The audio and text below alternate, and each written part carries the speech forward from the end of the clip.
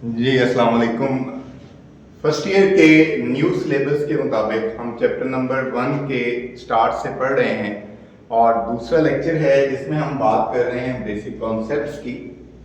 इससे पहले हमने एटम्स के मुतालिक बात की कि पुरानी डेफिनेशन के अकॉर्डिंग एटम क्या होता है। एटम एक ऐसे पार्टिकल को कहा गया, टॉमस से वर्ड डिवाइड हुआ जिसका मतलब था कि जिसको मजीद तकसीम नहीं किया जा सकता।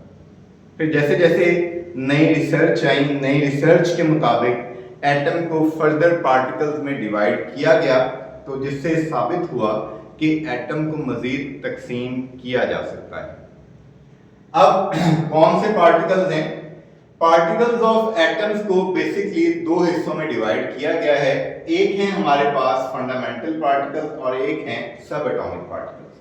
देखिए सब एटॉमिक पार्टिकल्स क्या हैं? कहता है all particles of atoms are called subatomic particles. जितने भी उसके अंदर पार्टिकल्स मौजूद हैं वो सारे उसके क्या कहलाएंगे? सब एटॉमिक पार्टिकल्स कहलाएंगे। इनमें प्रोटॉन भी हैं, इलेक्ट्रॉन भी हैं, न्यूट्रॉन भी हैं। Neutrino, anti neutrino, positron, hadron, Higgs boson, meson और क्वार्क्स वगैरह, ये सारे हमारे पास सब एटॉमिक पार्टिकल्स कहलाएंगे। और अब तक न्यू रिसर्च के मुताबिक more than 100 subatomic particles have been discovered so far।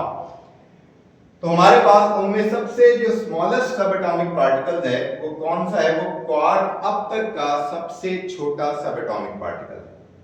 फिर डिफरेंट कॉन्सेप्ट्स में जब हम फंडामेंटल पार्टिकल्स की बात करते हैं तो फिजिक्स वाले फंडामेंटल पार्टिकल्स किसी और पार्टिकल्स को कहते हैं क्योंकि वो फिजिक्स की डायमेंशन के लिहाज से बात कर रहे होते हैं। लेकिन केमिस्ट्री में अभी भी जो केमिस्ट्री के अकॉर्डिंग फंडामेंटल पार्टिकल्स हैं उनकी तादाद बेटा वो 3 ही है।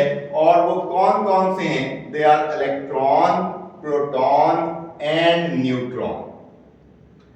वाई ये केमिस्ट्री के फंडामेंटल पार्टिकल्स क्यों हैं? क्योंकि इलेक्ट्रॉन डिसाइड करता है केमिकल रिएक्टिविटी ऑफ एलिमेंट को और इलेक्ट्रॉनिक कॉन्फ़िगरेशन को। किसी रिएक्शन में हमने कितने इलेक्ट्रॉन शेयर होंगे, कितना इलेक्ट्रॉन ट्रांसफर होंगे, डेटिव बॉन्ड कितने बनाएंगे, केमिकल रिएक्टिविटी बेसिकली कौन डिसाइड करता है? वो इलेक्ट्रॉन डिसाइड करता है तमाम सब्सटेंस की। इसी तरह proton, very very important particle, इतना इंपॉर्टेंट पार्टिकल कहता है ये किसी एलिमेंट की आइडेंटिफिकेशन है। अगर मैं किसी एलिमेंट को कार्बन कह रहा हूं तो वो किस बेस पे कह रहा हूं? मैं उसके प्रोटॉन की बेस पे कह रहा हूं। कार्बन के पास 6 प्रोटॉन है, अगर उसके पास 6 की बजाय 10 इलेक्ट्रॉन भी हो जाए ना वो तब भी कार्बन कहलाएगा। अगर उसके पास 6 प्रोटॉन है और 20 न्यूट्रॉन भी हो जाए वो तब भी कार्बन कहलाएगा। तो बेसिकली कार्बन को कार्बन की आइडेंटिटी जो देता है वो कौन देता है? वो प्रोटॉन देता है। प्रोटॉन डिसाइड करता है nature of element, proton decide करता है आइडेंटिटी ऑफ एन एलिमेंट और इसको हम एटॉमिक नंबर कैपिटल Z से जाहिर करते हैं। न्यूट्रॉन हमारे पास ये एटॉमिक मास डिसाइड करता है। एटॉमिक मास में प्रोटॉन प्लस न्यूट्रॉन दोनों शामिल होते हैं बेटा, तो प्रोटॉन भी शामिल है और न्यूट्रॉन भी, और ये हमारे पास कैपिटल A से जाहिर किया जाता है। न्यूट्रॉन जो है ये न्यूक्लियर रिएक्शंस को भी बहुत ज्यादा कंट्रोल करता है। इसके अलावा डेंसिटी और फिजिकल प्रॉपर्टीज जो हमारे पास सब्सटेंसेस की होती हैं, मास हो गया, वॉल्यूम हो गया, ये सारी हमारे पास फिजिकल एट्रीब्यूट्स में न्यूट्रॉन का भी किरदार होता है। तो इस वजह से इलेक्ट्रॉन, प्रोटॉन और न्यूट्रॉन को हम क्या शामिल करते हैं? फंडामेंटल यानी कि बेसिक पार्टिकल का इनको क्या लेकर डेजिग्नेशन दिया जाता है, डेजिग्नेशन देते हैं। अब देखिए जब हमारे पास एक कॉन्सेप्ट आ गया कि एटम तो डिवाइड हो गया, जबकि एटॉमस का मतलब था that can not be divided, और यही लफ्ज उसके साथ गलतुल आम होता हुआ एटम में चेंज हुआ और ये अब उसकी ट्रेडिशनल कन्वेंशनल नेम बन गया। लेकिन अब एटम की नई डेफिनेशन रिव्यू करने की जरूरत थी क्योंकि एटम है सब एटॉमिक पार्टिकल्स, तो एटम तो डिवाइड हो गया। तो एटम की न्यू डेफिनेशन जो आई वो क्या है? The smallest neutral but unstable particle which may or may not exist independently and take part in a chemical reaction is called atom and cannot may or may not exist independently and take part in a chemical reaction। अब सबसे basic बात कि neutral होना क्या है बेटा? Neutral होना है कि एटम में इलेक्ट्रॉन की तादाद किसके बराबर होती है? प्रोटॉन के नेचुरली बराबर होती है। जितना नेगेटिव चार्ज है उतना ही पॉजिटिव चार्ज है, तो ओवरऑल एटम क्या हो गया, वो न्यूट्रल पार्टिकल हो गया, उसके ऊपर नेचुरली कोई चार्ज नहीं होता है। लेकिन वो उसके बावजूद क्या होता है, वो अनस्टेबल होता है। अब स्टेबल होना क्या है, पहले तो अनस्टेबल होने के लिहाज से, बाद में स्टेबिलिटी क्या है। स्टेबिलिटी दो रूल्स के अकॉर्डिंग फॉलो होती है, एक होता है डुप्लेट रूल और एक होता है ऑक्टेट रूल। डुप्लेट रूल का मतलब है कि वो एटम स्टेबल होगा जिसके पहले शेल में 2 इलेक्ट्रॉन होंगे, और ऑक्टेट रूल के जो एटम के मोर देन 1 इलेक्ट्रॉन हो, तो वैलेंस शेल में कितने इलेक्ट्रॉन होने चाहिए, 8 इलेक्ट्रॉन होने चाहिए। अगर 8 इलेक्ट्रॉन हो तो वो कौन से रूल को फॉलो कर रहा है, ऑक्टेट रूल। मिसाल के तौर पर हाइड्रोजन एटम की बात करें तो एक प्रोटॉन उसके न्यूक्लियस में है और एक ही इलेक्ट्रॉन है, ओवरऑल कोई चार्ज नहीं है, न्यूट्रल है। लेकिन क्या ये इस फॉर्म में स्टेबल रह सकता है, ये बिल्कुल नहीं रह सकता। तो इसको क्या करेगा, it can not exist independently and will take part in a chemical reaction. तो ये अपने जैसे दूसरे हाइड्रोजन एटम के साथ या तो इलेक्ट्रॉन्स की शेयरिंग कर ले, या किसी को इलेक्ट्रॉन ट्रांसफर कर दे, या किसी से इलेक्ट्रॉन ले ले। तो बेसिकली ये किस में टेक पार्ट करेगा, केमिकल रिएक्शन। हर वो रिएक्शन जिसमें इलेक्ट्रॉन इन्वॉल्व होता है वो क्या कहलाता है, वो केमिकल रिएक्शन कहलाता है। तो हाइड्रोजन और हाइड्रोजन के 2 एटम्स हैं, ये आपस में इलेक्ट्रॉन्स की शेयरिंग करेंगे, अब ये स्टेबल होगा क्योंकि ये 2 इलेक्ट्रॉन शेयरिंग के बाद तो इसके भी हैं और ये 2 इलेक्ट्रॉन इसके भी हैं, दोनों का डुप्लेट रूल क्या हो रहा है, वो सेटिस्फाई हो रहा है। अब ये जब स्टेबल हो गया तो अब ये एटम नहीं कहला रहा, हम इसको क्या नाम दे रहे हैं, हम इसको H2 मॉलिक्यूल का नाम दे रहे हैं। इसी तरह सोडियम है, सोडियम के पहले शेल में 2 इलेक्ट्रॉन, उसके दूसरे शेल में 8 इलेक्ट्रॉन और आखिरी शेल में 1 इलेक्ट्रॉन है। हालांकि वैलेंस शेल में कितने इलेक्ट्रॉन होने चाहिए, 8 इलेक्ट्रॉन होने चाहिए, या तो 7 ले ले या 1 दे दे। अब इसमें शेयरिंग के लिहाज से भी जो है वो प्रेफरेंस नहीं होगी, तो सोडियम का एटम 1 इलेक्ट्रॉन जब दे देगा तो इलेक्ट्रॉन लूज करने की वजह से उसके ऊपर पॉजिटिव चार्ज आ जाएगा, तो ये सोडियम पॉजिटिव आयन बन गया और इसको हम कैटायन भी कहते हैं। तो ये एक यूनिपॉजिटिव आयन बन गया क्योंकि इसने अपना 1 इलेक्ट्रॉन स्टेबिलिटी गेन करने के लिए क्या किया, लूज कर दिया। क्योंकि जब ये आखिरी शेल का इलेक्ट्रॉन लूज करेगा तो अंदर वाले शेल का ऑक्टेट रूल कंप्लीट हो रहा है। फिर बेटा बात करता है क्लोरीन की। क्लोरीन एटम है, जब उसके पहले शेल में 2 इलेक्ट्रॉन, फिर 8 और आखिरी शेल में कितने 7 इलेक्ट्रॉन हैं। ऑक्टेट कंप्लीट करने के लिए 1 इलेक्ट्रॉन या तो गेन कर ले या सातों दे दे या शेयरिंग कर ले, ये दोनों चीजें कर सकता है। तो यहां पे अगर हमारे पास 1 इलेक्ट्रॉन गेन हो जाए तो इस क्लोरीन पे क्या चार्ज आ जाएगा, नेगेटिव। अब ये क्लोराइड नेगेटिव आयन बन गया और नेगेटिव आयन के लिए हम लफ्ज इस्तेमाल करते हैं किसका, एनाइन का, जिनको हम आगे जाके डिटेल में पढ़ेंगे।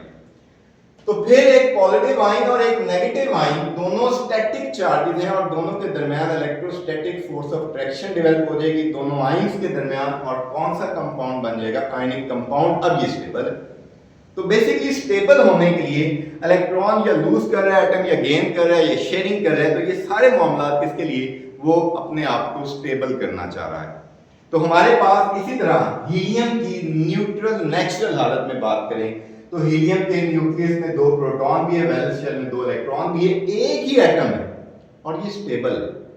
जब एक ही एटम स्टेबल हो गया तो इनके लिए लफ्ज इस्तेमाल होता है मोनोटॉमिक बट मॉलिक्यूल। अब ये मॉलिक्यूल कहलाएगा ऐसा मॉलिक्यूल जिसमें कितने एटम थे, इसमें एक ही एटम था। दैट्स व्हाई हमने डेफिनेशन में इस्तेमाल किया व्हिच मे एग्जिस्ट इंडिपेंडेंटली।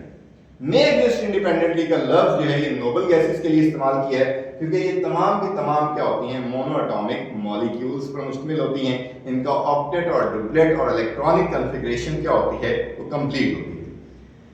तो मॉलिक्यूल यहां से हमारे सामने एक नई डेफिनेशन के तौर पर सामने आया, the smallest neutral and stable particle of a substance which can exist independently. अब इसको किसी से रिएक्शन करके इलेक्ट्रॉन लेने देने की जरूरत या शेयर करने की जरूरत नहीं है।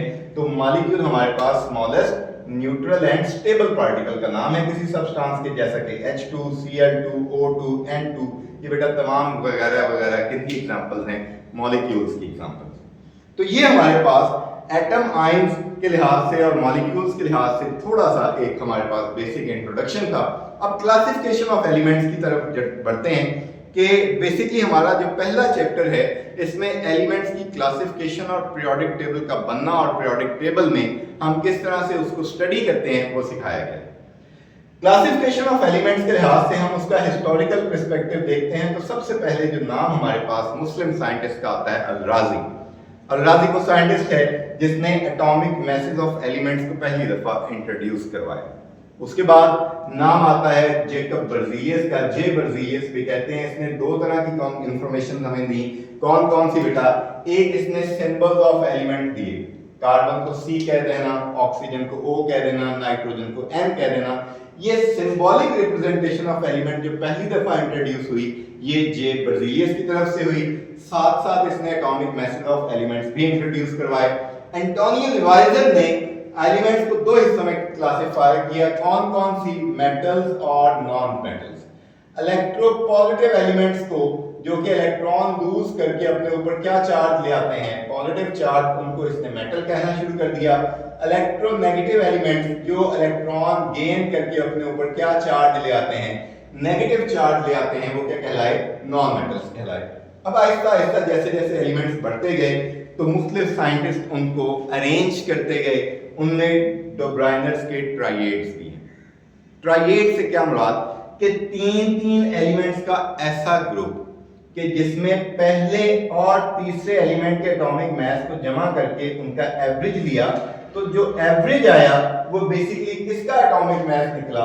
वो सेंट्रल एलिमेंट का एटॉमिक मास निकला। तो तीन एलिमेंट के इस सेट को क्या नाम दिया गया? ट्राइएड का नाम दिया गया। और इसके बाद हम लोथर मायर के ग्राफ्स भी पढ़ेंगे कि उसने एलिमेंट्स को ग्राफिकली कैसे अरेंज किया। और फिर मेंडलीव के पीरियोडिक टेबल को, उसकी पीरियोडिसिटी को और पीरियोडिक लॉ को डिस्कस करेंगे। तो यहाँ तक ये आपका basic lecture first year chemistry का। तो थैंक यू बहुत।